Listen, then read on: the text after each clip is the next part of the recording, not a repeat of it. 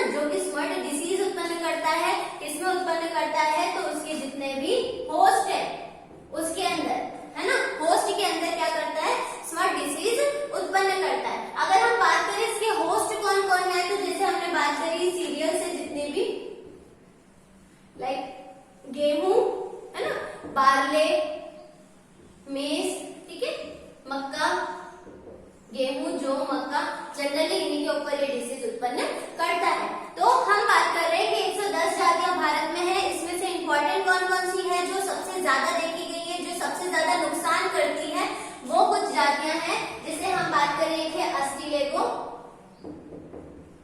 न्यूडा, Ustilago न्यूडा। कोई भी scientific name लिखेंगे तो हमको कुछ रूल फॉलो करने पड़ते हैं आईसीपीएन के। हमने इन दोनों को सेपरेटली अंडरलाइन कर दिया है। हमने इस जेनेरिक नाम का फर्स्ट लेटर जो है वो कैपिटल में लिखा है, स्पेसिफिक का फर्स्ट लेटर स्मॉल में लिखा है।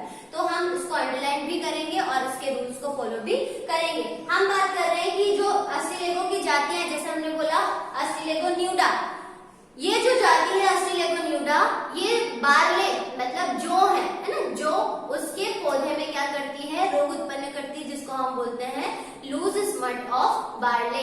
ठीक है, अब ये लूज स्मट और कवर्ड स्मट, दो टर्मिनोलॉजी हमको यहाँ पर देखने मिलेगी, लूज स्मट और कवर्ड स्मट। अगर हमने बोला कि इसको हम स्मट फंजाई बोल रहे हैं, है ना, स्मट फंजाई मतलब स्मट कवक। तो स्मट कवक के अंदर क्या होता है, दो प्रकार के स्मट स्पोर्स होते हैं, दो प्रकार के स्मट स्पोर्स होते हैं। एक को तो हम बोलते हैं लूज स्मट और एक को हम बोलते हैं कवर्ड स्मट, लूज स्मट और कवर्ड स्मट। तो अस्टिलेगो के द्वारा होने वाले जितने भी रोग हैं उनको भी हम लूज स्मट और कवर्ड स्मट में ही डिवाइड करते हैं। अब इन दोनों में डिफरेंस क्या होता है, लूज स्मट मतलब कवर्ड स्मट और लूज स्मट, कवर्ड मतलब आवृत है ना, और लूज मतलब अनावृत बीज। ठीक है, तो लूज कवर्ड स्मट क्या होते हैं कि जो टेल्यूटोस्पोर, इनके अंदर भी टेल्यूटोस्पोर्स बनते हैं। जैसा पक्सिनिया में हमने देखा बेसिडियोस्पोर और टेल्यूटोस्पोर्स है, इनके अंदर भी बेसिडियो और टेल्यूटोस्पोर्स बनते हैं। लेकिन सबसे पहले कौन से स्पोर्स बनते हैं, टेल्यूटोस्पोर्स। तो ये टेल्यूटोस्पोर्स जो होते हैं वो एक भित्ति से आवृत होते हैं, एक भित्ति से ढके हुए होते हैं, इसीलिए है ना कवर्ड होते हैं। ये टेल्यूटोस्पोर्स कैसे होते हैं, कवर्ड होते हैं, आवृत होते हैं, और उस भित्ति को हम बोलते हैं पेरिकार्प। ठीक है, तो डिफरेंस हम पढ़ रहे हैं, स्मट स्पोर्स जो होते हैं वो दो टाइप के होते हैं, लूज स्मट और कवर्ड स्मट। कवर्ड स्मट मतलब कि जो टेल्यूटोस्पोर्स होते हैं वो किसी भित्ति से आवृत होते हैं और भित्ति का नाम है पेरिकार्प। तो यहाँ पर क्या हो जाएगा, जो टेल्यूटोस्पोर्स है वो किसी भी भित्ति से आवृत नहीं होते हैं, अनावृत होते हैं। तो ये डिफरेंस होता है बस लूज स्मट और कवर्ड स्मट के अंदर। तो हमने बात करी अस्टिलेगो न्यूडा जो है वो बारले के अंदर, जौ के अंदर कौन सा रोग उत्पन्न करती है, लूज स्मट ऑफ बारले। इसके अलावा अगर हम बात करें तो अस्टिलेगो न्यूडा वैरायटी ट्रिटिसाई, ये जो जाति है आपकी, ठीक है, ये जो जाति है वो डिसीज उत्पन्न करती है गेहूं के अंदर। ठीक है, ये जो डिसीज है, ये जो आपका फंगस है वो किसके अंदर रोग उत्पन्न करता है, गेहूं के अंदर। कौन सा रोग उत्पन्न करता है, loose smut disease of wheat, loose smut disease of wheat, है ना, क्योंकि हमने क्या बोला कि इसकी जो होस्ट है वो कौन है, बहुत सारी सीरियल जैसे कि आपका गेहूं हो गया, वारडे हो गया, मेज हो गया, इनके ऊपर सबसे ज्यादा ये इन्फेक्शन करती है, तो ये हो गया। ठीक है, इसके अलावा हम बात करें एक और स्पीशीज है अस्टिलेगो हॉर्डाई, अस्टिलेगो हॉर्डाई। ये जो स्पीशीज है वो कवर्ड स्मट डिसीज, ये इस टाइप की स्पीशीज है, मतलब उसके जो टेल्यूटोस्पोर्स है वो भित्ति से आवृत होते हैं। हम क्या पढ़ रहे हैं, हम अस्टिलेगो पढ़ रहे हैं। ठीक है, हमने नया मेंबर स्टार्ट किया है जिसका नाम है अस्टिलेगो। ठीक है, यूनिट सेकेंड का हमने सबसे पहली बात क्या बोली कि इसको हम स्मट फंजाई बोलते हैं। ठीक है, जैसे हम पक्सिनिया को रस्ट फंजाई बोलते थे, उसका रीजन था, वैसे ही हम इसको क्या बोलते हैं, स्मट फंजाई। क्यों बोलते हैं, क्योंकि ये स्मट डिसीज उत्पन्न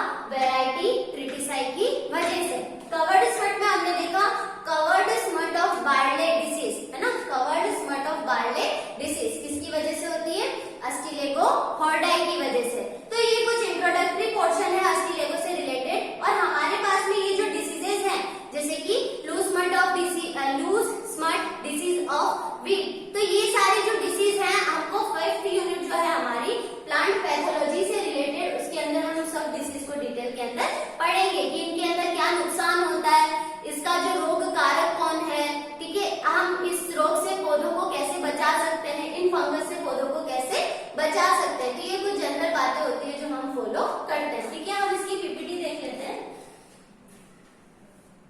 आप देख सकते हैं यहाँ पर there are 400 species in this genus which are all parasite. मैंने क्या बताया कि सभी की सभी जातियां जो होती है वो कैसी होती है, पैरासिटिक होती है। जनरली हम इसको स्मट फंजाई बोलते हैं। ठीक है, स्मट डिसीज उत्पन्न करती है, हो गया।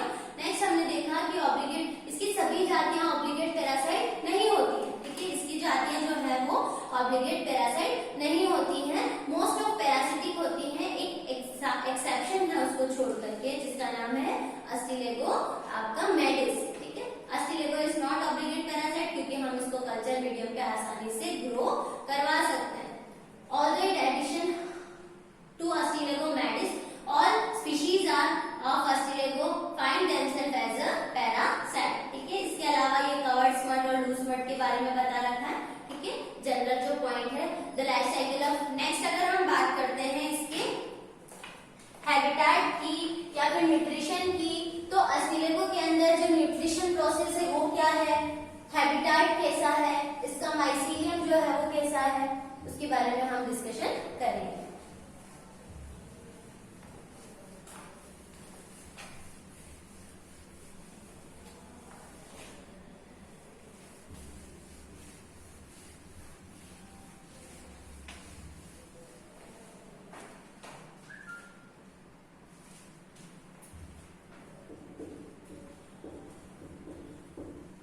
हैबिटेट या फिर आवास देखें हम इसका, तो अस्टिलेगो की जितनी भी जातियां हैं वो कैसी हैं आपकी,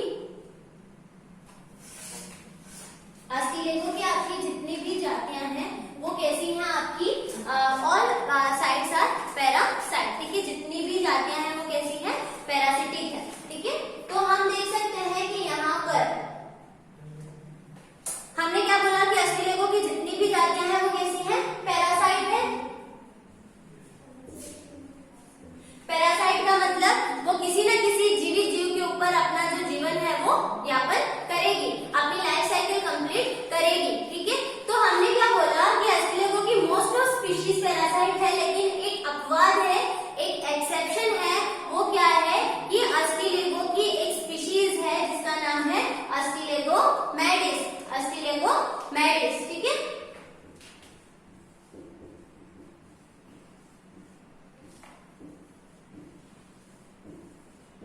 ये जो जाति है वो आपकी एज अ सेप्रोफाइट ग्रो करती है, सेप्रोफिटिक फंगस है ना, सेप्रोफिटिक फंगस। ठीक है, तो अस्टिलेगो की जो एक जाति है अस्टिलेगो मेडिस वो आपका एज अ ग्रो करती है सेप्रोफिटिक या मृतोपजीवी के रूप में, जो कि अपना जो लाइफ साइकिल है, जो अपना जीवन चक्र है वो किसी मृत कार्बनिक पदार्थों पर कंप्लीट करेगी। तो मोस्ट ऑफ जातियां तो पैरासाइट है, लेकिन कुछ जातियां जो है वो सेप्रोफाइट हैं। इसके अलावा अगर हम बात करें तो जैसा हमने पक्षियां में पढ़ा था कि उसकी लाइफ साइकिल जो है वो 2 होस्ट की प्रेजेंस में कंप्लीट होती है। पहला होस्ट हमने देखा था गेहूं और दूसरा होस्ट अपन ने देखा था बार्ले। वैसे ही अस्टिलेगो की जो लाइफ है, जो लाइफ साइकिल है वो कंप्लीट होती है एक ही होस्ट पर, एक ही होस्ट पर। ठीक है, तो इसकी लाइफ साइकिल केवल एक ही होस्ट पर कंप्लीट होती है। वो होस्ट कुछ भी हो सकता है, चाहे वो गेहूं हो या फिर मक्का हो, है ना, या फिर जौ हो, कुछ भी, है ना, XYZ जो भी इसके होस्ट है। ये ब्रेसिकेसी कुल के सदस्य जो है। ठीक है, तो कुल मिलाकर के हम बोल सकते हैं कि इसकी लाइफ साइकिल एक ही होस्ट पर कंप्लीट होती है। इसीलिए हम इसको बोलते हैं ऑटोशियस। ऑटोशियस मतलब ऐसे ऑर्गेनिजम्स या ऐसे फंगस जिनकी लाइफ साइकिल केवल एक ही होस्ट पर कंप्लीट होती हो, तो इसको हम क्या बोलते हैं, ऑटोशियस। ठीक है, तो इसके अंदर हमारे पास में हैबिटेट की बात करें तो ये कुछ इंपॉर्टेंट पॉइंट्स होते हैं कि इसकी सभी जातियां पैरासाइट होती हैं, लेकिन अस्टिलेगो मेडिस जो है वो सेप्रोफिटिक फंगस है जो कि डेड और डिकेड ऑर्गेनिजम्स पर लगता है, उन्हीं पर ग्रो करता है। और इसकी जो लाइफ साइकिल है उसके अंदर आपका क्या होता है, केवल एक ही होस्ट होता है और उस होस्ट का जो वो होस्ट होगा उसी पर अपनी पूरी लाइफ साइकिल ये कंप्लीट करेगा। तो कुछ ये बेसिक्स बातें हो गई इसके बारे में, अस्टिलेगो के हैबिटेट के बारे में। ठीक है, हम यहाँ पर देख सकते हैं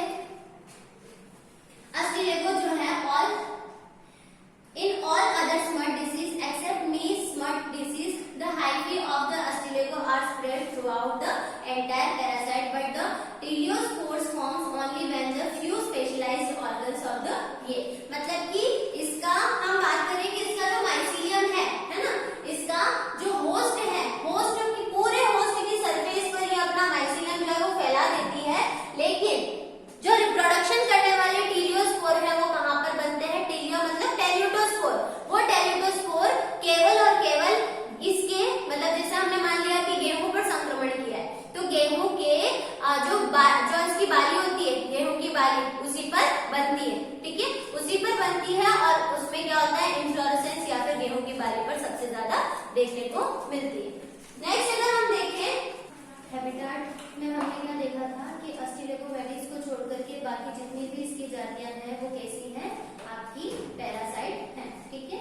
इसके अलावा हम देखें कि ये पैरासाइट तो है, इसका मतलब ये किसी न किसी जो इसका होस्ट है उसके अंतर कोशिकीय स्थान मतलब उसकी कोशिकाओं के अंदर जाकर के क्या करेगी? अपना माइसीलियम स्थापित करेगी और स्मट डिसीज जो है वो उत्पन्न करेगी, ठीक है। यहाँ पर हमने देखा था कि ये जो आपके अस्टिलेको से होने वाली डिसीजेस हैं वो कौन कौन से होस्ट पर होती है, तो आप देख सकते हैं ये सारे सिम्टम्स हैं, जैसे कि हमारे पास में सबसे पहला है लूज स्मट ऑफ वीट, जो कि किसकी वजह से होता है? अस्टिलेकोन्यूडा वैरायटी ट्रिटिसाइड। तो ए में आप देख सकते हैं गेहूं का डायग्राम जो है उसके अंदर आपका डिसीज जो है वो उत्पन्न हुई है।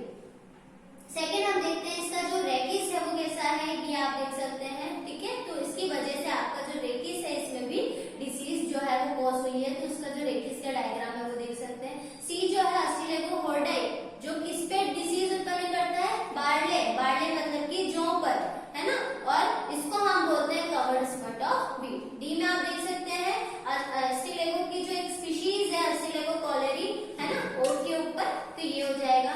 ई में आप देख सकते हैं लूज स्मट ऑफ धूप घास, क्योंकि जो धूप घास होती है उसमें भी ये इन्फेक्शन करती है और माइसीलियम स्थापित करती है, तो ये जाती हो जाएगी। इसके अलावा आपका whip smut of sugar cane, ठीक है, और गोल स्मट बाय अस्टिलेकोवेटिस ऑन मेज, ठीक है। ये जो है आपका ये सारे डिसीजेस हैं, ठीक है। नेक्स्ट हम बात करें अगर अस्टिलेको की वेजिटेटिव स्ट्रक्चर के बारे में, है ना, वेजिटेटिव स्ट्रक्चर ऑफ अस्टिलेको।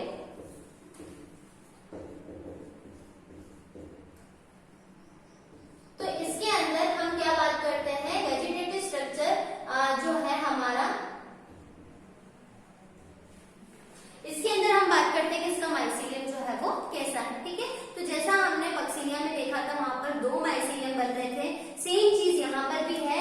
अस्टिलेको के अंदर भी 2 प्रकार के माइसीलियम जो है वो बनते हैं, पहले को हम बोलते हैं प्राइमरी और दूसरे को हम बोलते हैं सेकेंडरी माइसीलियम, ठीक है। अस्टिलेको की लाइफ साइकिल के अंदर 2 प्रकार के माइसीलियम बनते हैं, फर्स्ट है प्राइमरी और दूसरा है सेकेंडरी माइसीलियम, प्राथमिक और द्वितीयक माइसीलियम। कैसे बनते हैं? हैप्लॉइड है या डिप्लॉइड है? इसकी अगर हम बात करें तो पक्सीलिया के अंदर प्राइमरी माइसीलियम जो था वो डिप्लॉइड था, जबकि यहाँ पर जो हमारा प्राइमरी माइसीलियम है वो कैसा है? हैप्लॉइड है। हैप्लॉइड और डिप्लॉइड का मतलब क्या होता है कि अगुणित है या द्विगुणित है, केंद्रकों की संख्या 1 है या फिर 2। तो ये तो हमारा हैप्लोमाइसीलियम हो गया, मतलब कि हैप्लॉइड माइसीलियम, जिसको हम बोलते हैं हैप्लो माइसीलियम,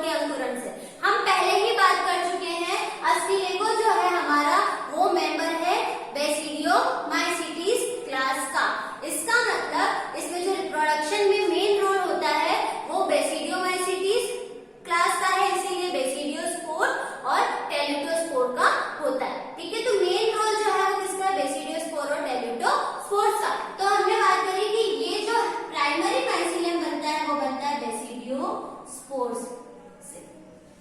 जब दो अलग अलग प्रभेदों वाले बेसिडियोस्पोर्स मिलते हैं, क्या फॉर्म करते हैं? प्राइमरी माइसीलियम फॉर्म करते हैं। ठीक है, पॉजिटिव और नेगेटिव प्रभेदों वाले जब बेसिडियोस्पोर्स जो है वो जुड़ते हैं तो क्या फॉर्म करते हैं? Primary mycelium. और दूसरी खास बात क्या है कि इसी प्राइमरी माइसीलियम से निर्माण होता है सेकेंडरी माइसीलियम का। मतलब जो प्राइमरी माइसीलियम है वही बाद में कन्वर्ट होता है सेकेंडरी माइसीलियम के अंदर। तो इसका जो निर्माण है वो होता तो किससे है? प्राइमरी माइसीलियम से। लेकिन कब होता है?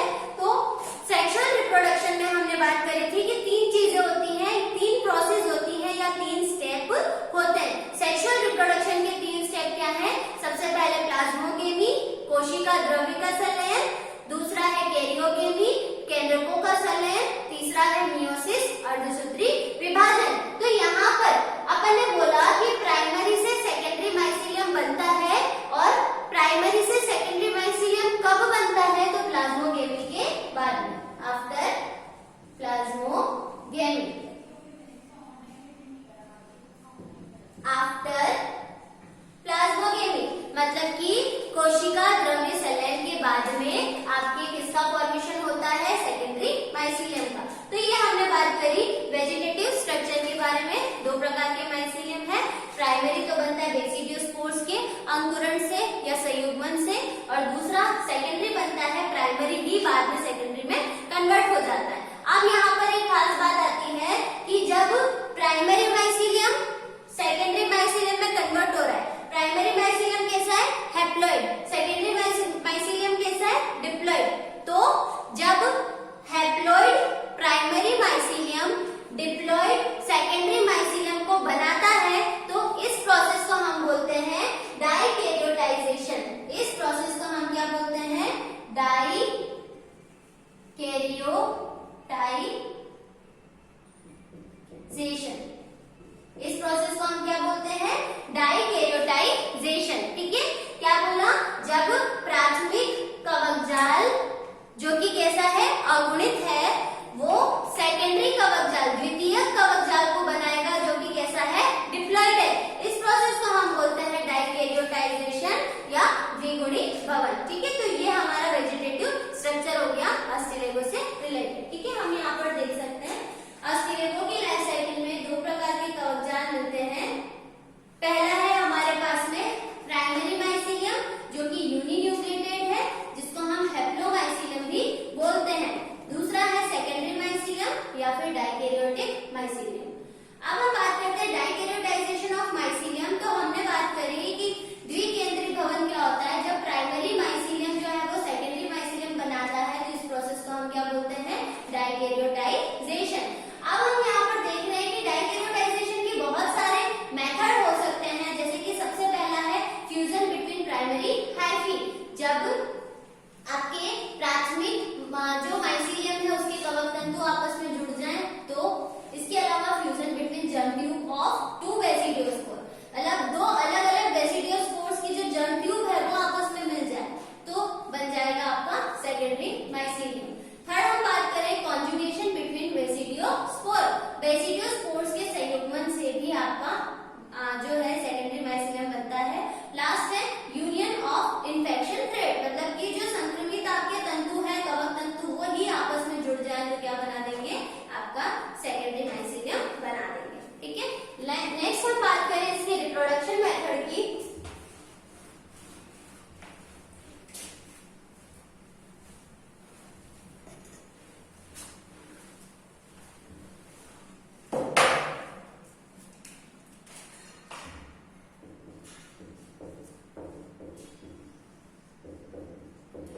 अस्टिलेगो के अंदर जो मेनली रिप्रोडक्शन होता है वो आपका होता है मोस्ट ऑफ केसेस में एसेक्सुअल रिप्रोडक्शन देखने को मिलता है, और कुछ केसेस में हमारे पास में होता है सेक्सुअल रिप्रोडक्शन। ठीक है, तो मोस्ट ऑफ केसेस में रिप्रोडक्शन कौन सा होता है? एसेक्सुअल। मतलब बहुत सारी जातियों में एसेक्सुअल रिप्रोडक्शन होता है जो कि आपका होता है मुकुलन से, बडिंग से। किसकी बडिंग से? तो बेसिडियो स्पोर्स।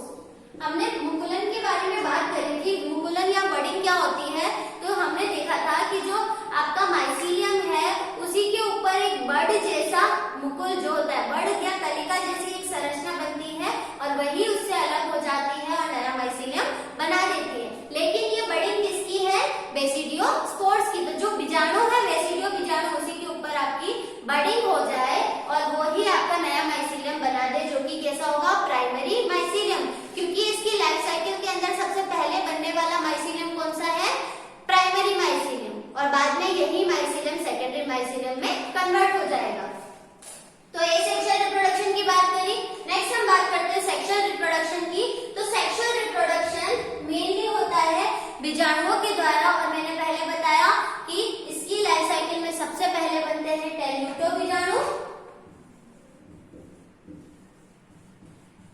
टेल्यूटोस्पोर्स, और ये इसके बाद में टेल्यूटोस्पोर्स जैसे ही बनते, जैसे हमने पक्सिनिया के अंदर भी डिस्कस किया था कि टेल्यूटोस्पोर्स जो है हमारे पास में कितने प्रकार के स्पोर्स थे पक्सिनिया के अंदर, 5 प्रकार के, यूरिडो, टेल्यूटो, बेसिडियो, पिक्निडियो, एशियो।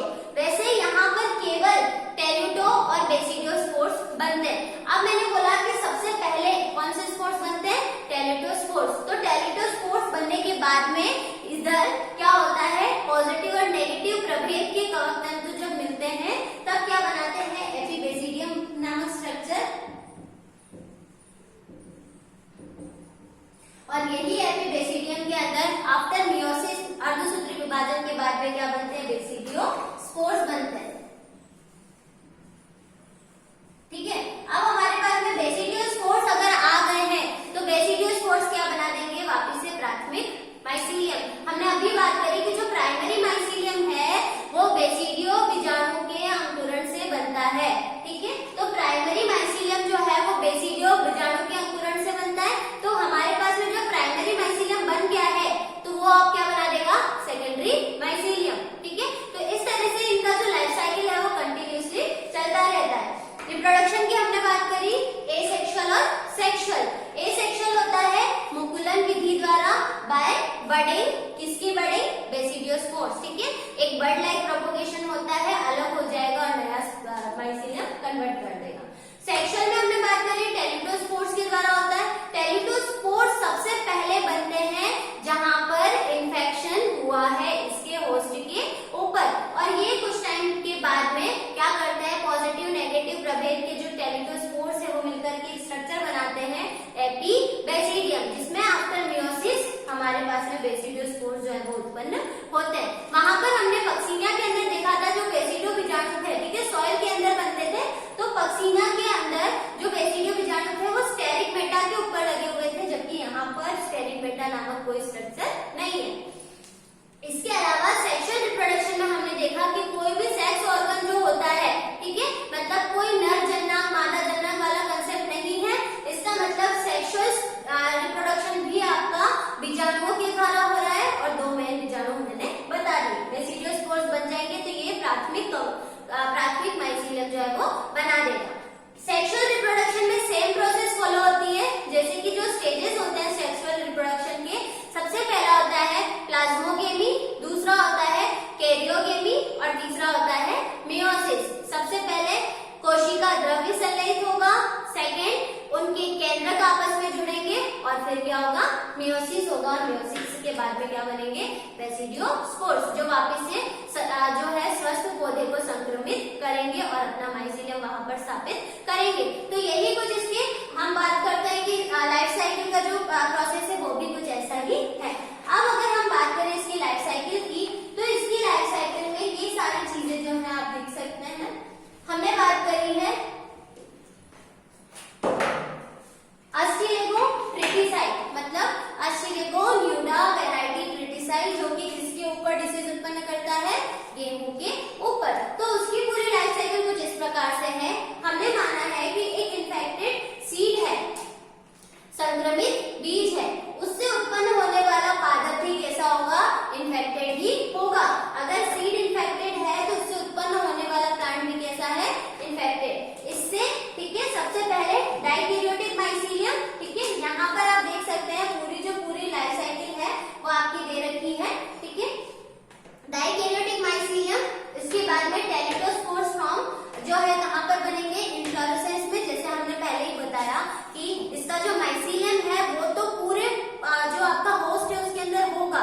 ठीक है। इसका माइसीलियम, अस्टिलेको का माइसीलियम पूरे होस्ट की कोशिकाओं में फैला होगा, लेकिन टेलिडोस्पोर्स कहाँ बनते हैं? मेनली इन्फ्लोरेसेंस या फिर ओवरी वाले भाग में बनते हैं, ठीक है। इस टाइप का होता है एक टेलिडोस्पोर, जिसके अंदर दो होल होती है, बाहर वाली को बोलते हैं एक्साइन और अंदर वाली को बोलते हैं इंटाइन, ठीक है। न्यूक्लियस इसके अंदर देख सकते हैं। अब टीएस ऑफ मतलब टेलिडोस्पोर्स ऑन व्हीट फ्लावर, तो इस टाइप की जो झुंड है वो बना लेते हैं व्हीट के फ्लावर के ऊपर। मियोसिस होगा, ठीक है। आपका क्या बनेगा? प्रोमाइसीलियम बनेगा, ठीक है। जर्मिनेशन कहाँ पर? व्हीट के फ्लावर पर ही ये क्या करेगा? जर्मिनेशन करेगा। इसके बाद में ये कुछ इस तरीके का स्ट्रक्चर, मतलब जो इसकी थ्रेड है ना, वो कुछ इस तरीके की दिखेगी, जहाँ पर ये आप इसके स्पोर्स का स्ट्रक्चर देख सकते हैं। यहाँ पर ये सारा जो है वो डाइकेरियोटाइजेशन हो गया है, मतलब प्राइमरी जो था वो सेकेंडरी में कन्वर्ट हो गया है। डाइकेरियोटाइजेशन का मतलब क्या होता है? प्राइमरी जो है वो सेकेंडरी माइसीलियम में कन्वर्ट हो चुका है।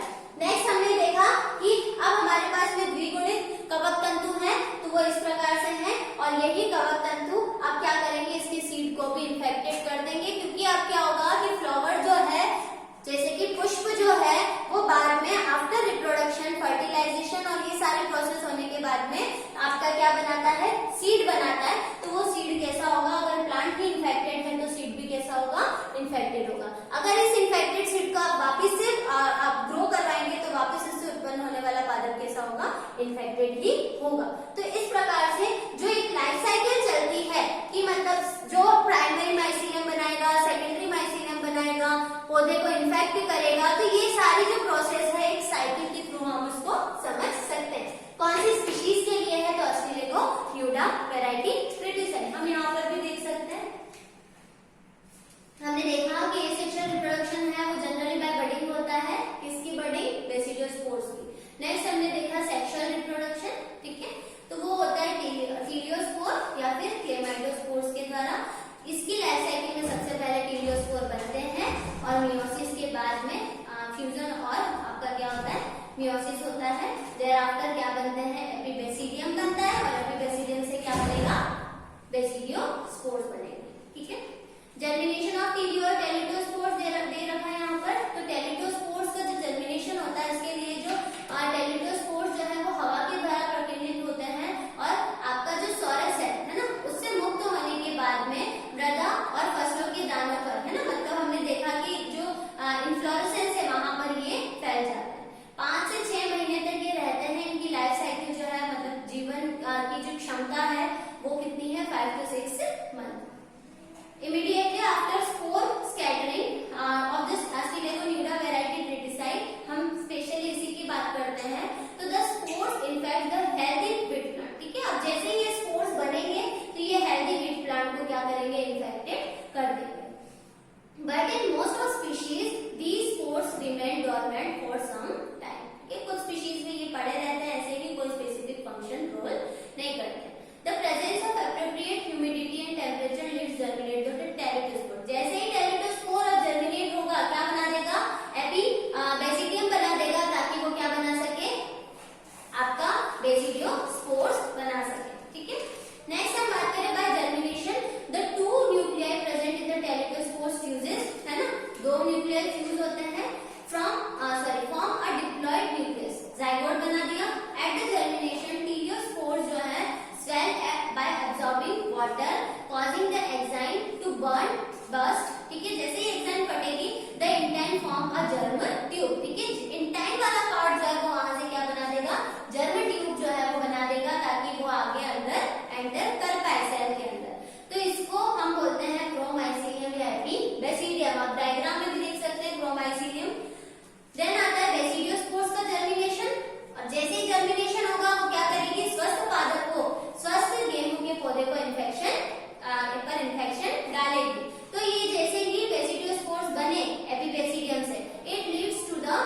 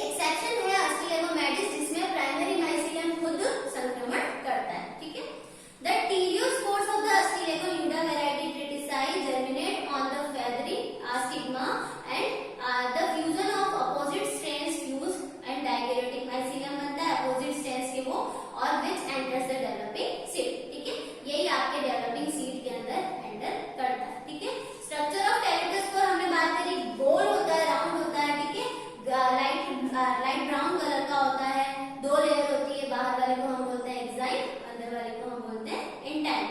एग्जाइम जो होती है वो स्मूथ होती है, ठीक है। एक्सेप्शन कुछ दे रखे हैं, जैसे हॉर्डाई जो है ना, इसके अंदर क्या होती है, ये आपकी द्विकेंद्र जो आपकी छोटी होती है और द्विकेंद्र की और एक कोशिकीय होता है। ऑस्ट्रेलेगो में अब सेक्स ऑर्गन नहीं बनते हैं, तो प्रोसेस किसके थ्रू होती है, प्लाज्मोगेमी, कैरियोगेमी और मियोसिस के थ्रू, ठीक है। तो ये प्लाज्मोगेमी, कैरियोगेमी और मियोसिस के बारे में दे रखा है, ठीक है। आपका प्लाज्मोगेमी में कोशिका द्रव्य का संलयन होता है, उसके अलावा कैरियोगेमी में आपका जब उनके न्यूक्लियस फ्यूज होते हैं, प्रोमाइसीलियम या एपिपेसिलियम बनाते हैं, ठीक है। और फिर आपका द्विगुणित प्रावस्था का प्रतिनिधित्व करते हैं। फिर आपके ये एपिपेसिडियम बनाते हैं, जो कि एपिपेसिडियम भी आपका आगे जाके किसमें कन्वर्ट होता है, बेसिडियोस्पोर्स के अंदर। एक्स्ट्रा सेलुलर स्ट्रक्चर होता है, haploid cell of each basidium is formed haploid basidiospores, ठीक है। तो ये कुछ बातें हैं इससे रिलेटेड। नेक्स्ट हम अगर इसकी लाइफ साइकिल को एज हम देखें कि फ्लो चार्ट में हम इसको कैसे बता सकते हैं, तो हमारे पास में अगर हम इसकी लाइफ साइकिल की फ्लो चार्ट की बात करें तो सबसे पहले हमारे पास में क्या होता है, इन्फेक्टेड सेल,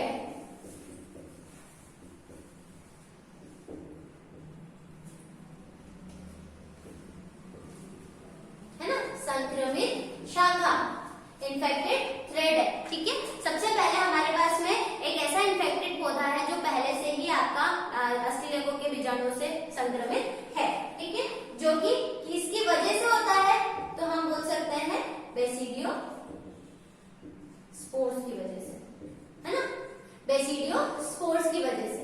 पौधा अगर इन्फेक्टेड हो रहा है, मैंने पहले ही बताया कि बेसिडियो स्पोर्स, जब तक बेसिडियो स्पोर्स ही स्वस्थ पौधे पर जाते हैं, उसको संक्रमित करते हैं, तो बेसिडियो स्पोर्स है या फिर इन्फेक्टेड थ्रेड है, या फिर आप मान लीजिए केवल बेसिडियो स्पोर है। ये क्या करेगा, होस्ट पर जाएगा, होस्ट मान लिया इसका गेहूं है, क्या करेगा, प्राइमरी माइसीलियम बनाएगा, तो प्राइमरी माइसीलियम, ठीक है। अब हमने पहले बात करी प्राइमरी माइसीलियम कैसा होता है, हैप्लॉइड होता है, तो इसका मतलब बेसिडियो स्पोर्स कैसे थे, हैप्लॉइड थे, इसीलिए तो प्राइमरी माइसीलियम कैसा है, हैप्लॉइड है। अब अगर प्राइमरी माइसीलियम से सेकेंडरी माइसीलियम बनेगा तो इस प्रोसेस को हम क्या बोलेंगे, डाइकैरियोटाइजेशन। तो प्राइमरी माइसीलियम में क्या होगा, डाइकैरियोटाइजेशन की प्रोसेस होगी, ठीक है, जिससे कि आपका प्राइमरी माइसीलियम सेकेंडरी में कन्वर्ट होगा। अब ये जो सेकेंडरी माइसीलियम है वो कैसा है, डिप्लॉइड है, ठीक है, क्योंकि डाइकैरियोटाइजेशन हो रहा है, मतलब कि जो केंद्रकों का है द्विगुणन हो रहा है, इसका मतलब कि ये जो सेकेंडरी माइसीलियम बनेगा वो कैसा बनेगा, डिप्लॉइड बनेगा। तो प्राइमरी माइसीलियम तो हैप्लॉइड हो गया, सेकेंडरी माइसीलियम कैसा हो गया, डिप्लॉइड। नेक्स्ट अगर हम बात करें कि इस पर बनेंगे बाई न्यूक्लिएटेड स्मर्ट स्पोर्स। स्मर्ट स्पोर्स का मतलब आपके वही टेलोटोस्पोर्स। फिर इसमें क्या होगा, कैरियोगेमी होगी, है ना। अब यहाँ पर हमारे पास ये दो चीजें, हमने बोला सेकेंडरी माइसीलियम बन गया, सेकेंडरी माइसीलियम पे क्या बनेगा, बाई न्यूक्लिएटेड स्मर्ट स्पोर्स बनेंगे। बाई न्यूक्लिएटेड मतलब N+N वाली कंडीशन। जब इसमें कैरियोगेमी होगी, मतलब जब इनके केंद्रकों का फ्यूजन होगा तो क्या होगा, 2N वाली कंडीशन आएगी, ठीक है। ये होंगे 2N मैच्योर स्मर्ट स्पोर्स, ये आपके कैसे होंगे, द्विगुणित होंगे, ठीक है। तो ये हमारा हो गया कैरियोगेमी, 2N बन गया। नेक्स्ट अगर हम बात करें इसका क्या होगा, जर्मिनेशन होगा, ठीक है, अंकुरण होगा, जिससे कि क्या बनेगा, एपिबैसिडियम बनेगा, जिसमें कि मियोसिस के बाद में क्या बन जाएगा, वापस से इन्फेक्टेड थ्रेड जो है वो बन जाएगी। यहां से कहानी स्टार्ट करी, बेसिडियोस्पोर्स थे, प्राइमरी माइसीलियम बनाया, सेकेंडरी डाइकैरियोटाइजेशन हुआ, सेकेंडरी माइसीलियम बना जो कि था द्विगुणित, ठीक है। वहां पर अब क्या कंडीशन आएगी, बाई न्यूक्लिएटेड स्मर्ट स्पोर्स, मतलब कि टेलोटोस्पोर्स तो है लेकिन न्यूक्लियस का फ्यूजन वहां पर नहीं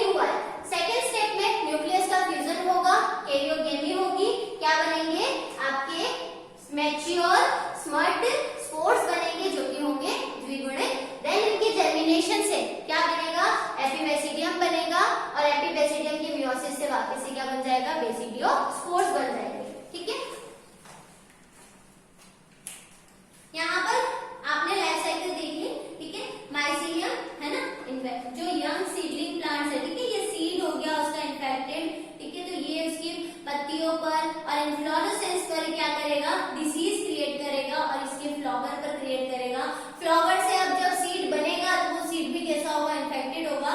तो ये जो साइकिल है वो कंटिन्यूसली चलता रहेगा। मतलब कि माइसीलियम ने जब इन्फ्लोरेसेंस या फिर आपके फ्लावर को क्या किया, इन्फेक्टेड किया, तो ऐसी कंडीशन में क्या होगा, उससे बनने वाला बीज जो है, क्योंकि वही मेल और फीमेल गैमेट फ्यूज होकर आफ्टर फर्टिलाइजेशन एम्ब्रियो या फिर बीज बनाते हैं। लेकिन अगर बीज भी संक्रमित होगा तो उससे उगने वाला नया पादप भी संक्रमित होगा। तो इस तरह से ये जो साइकिल है वो कंटिन्यूसली चलता रहेगा। वही बेसिडियो स्पोर किसी स्वस्थ पादप पर जाएंगे, उसको संक्रमित करेंगे, तो इस तरह से इसका लाइफ साइकिल कंटिन्यूसली चलता रहेगा। तो ये हमारा एक अस्टिलेगो जो टॉपिक है वो खत्म होता है। हमारी जो सेकंड यूनिट की जो टॉपिक है उसके अंदर अब लास्ट टॉपिक बचा है अल्टरनेरियम। ओके।